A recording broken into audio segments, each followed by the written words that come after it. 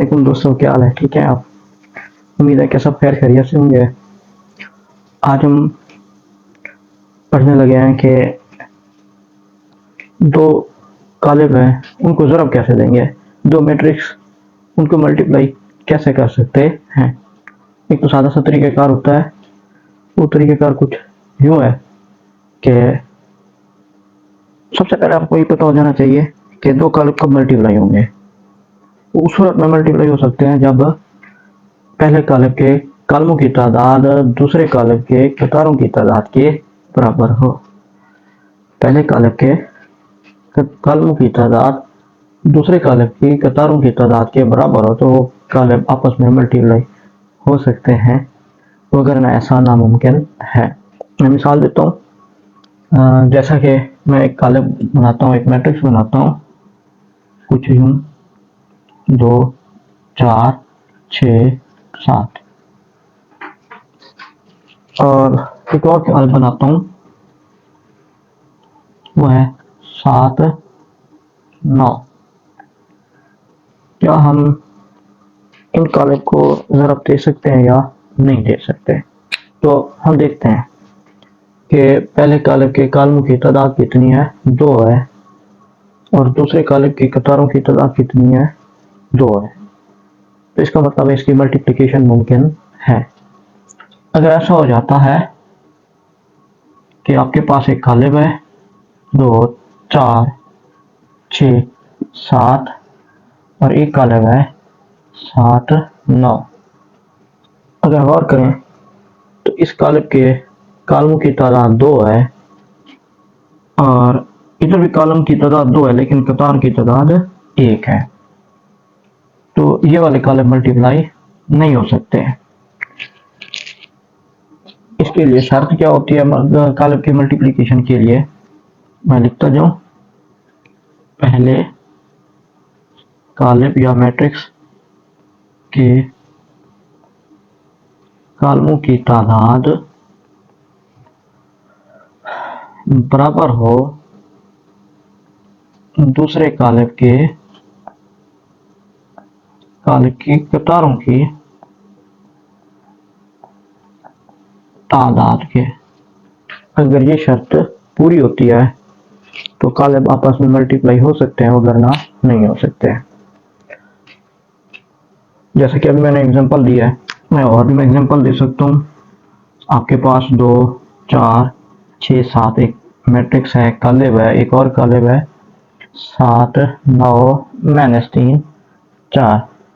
अब इधर भी शर्त पूरी होती है कि एक कालिब के कॉलमों की तादाद 2 है और कतारों की तादाद भी 2 है। अब ये मल्टीप्लाई हो सकते हैं, इनका प्रोडक्ट मालूम किया जा सकता है, इनको ज़रा हम दे सकते हैं। जब केसर देखें तो इस कालिब पर अगर हम मर्तबा देखें तो ये आता है 2/2, और इसका जो मर्तबा आता है ये 1/2। इधर अगर मर्तबा देखें या आर्डर देखें तो इसका 2/2 और इसका क्या है 2/1 है। इस सूरत में मल्टीप्लिकेशन मुमकिन है। इसका अगर हम मर्तबा देखें 2/2 और इसका होगा 2/2, इसकी भी मल्टीप्लिकेशन मुमकिन है। अब इन दो सूरतों में हम कालिब को मल्टीप्लाई कर सकते हैं, तीसरी सूरत में हम कालिब को मल्टीप्लाई नहीं कर सकते। ये तो हो गई कालिब की मल्टीप्लिकेशन। कालिब की मल्टीप्लिकेशन के लिए शर्त क्या होनी चाहिए वो मैंने बता दी। वो क्या है कि पहले कालिब के कॉलमों की तादाद दूसरे कालिब की कतारों की तादाद के बराबर हो, तब इनकी मल्टीप्लिकेशन मुमकिन है, वरना नहीं है। अब इनको मल्टीप्लाई कैसे करते हैं मैं आपको यह करके दिखाता हूँ। सपोज मैं यही कालिब ले लेता हूँ,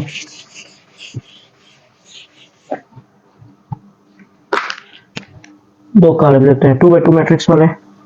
उनको कैसे मल्टीप्लाई करते हैं देखिए, चाहते हैं दो मैट्रिक्स हैं, कैसे मल्टीप्लाई करें।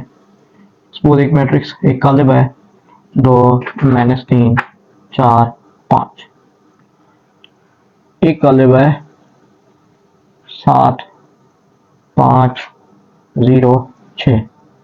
अब हम इनको मल्टीप्लाई करना चाहते हैं, इनको ज़रब देना चाहते हैं, इनका प्रोडक्ट लेना चाहते हैं। इनको प्रोडक्ट कैसे लेंगे? बहुत सिंपल सी बात है, आसान सी बात है, कोई मुश्किल नहीं है इसमें। टर्म क्या होगा, मैं एक सादा सा एक देसी फार्मूला बताता हूँ, वो कौन सा होगा।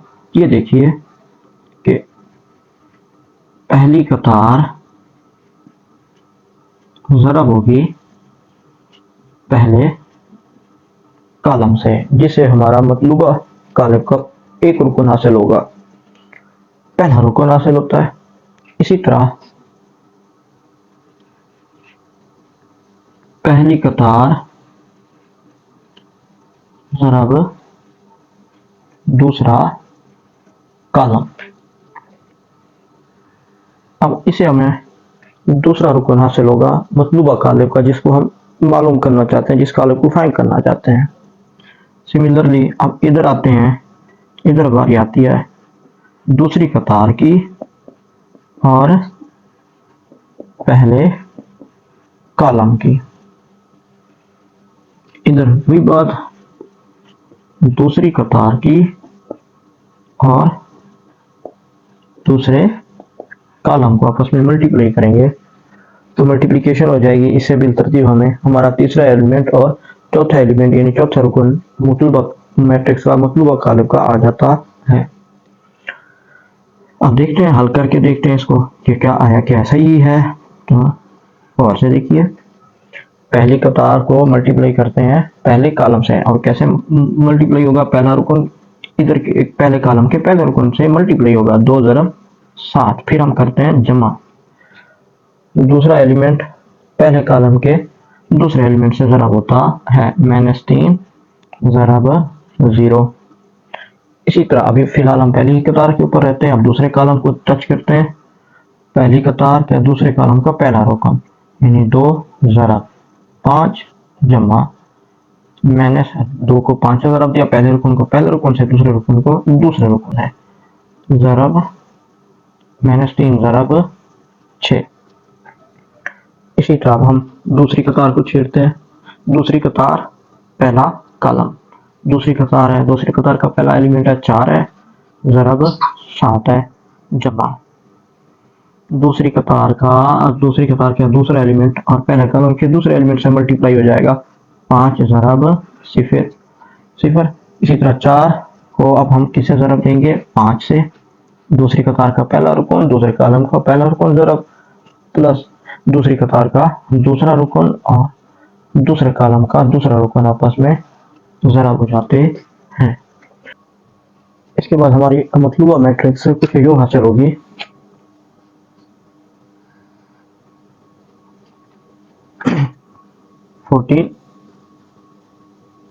Plus -3 multiply 0 0 2 multiply 5 10 plus -3 6 18 28 plus 0 4 20 plus 30। वो मतलूबा से कॉलम मैट्रिक्स हमें हासिल होता है, वो कुछ यूं है, 14 -8 28 और 50। ये हमारे पास मतलूबा कॉलम हासिल हो गया।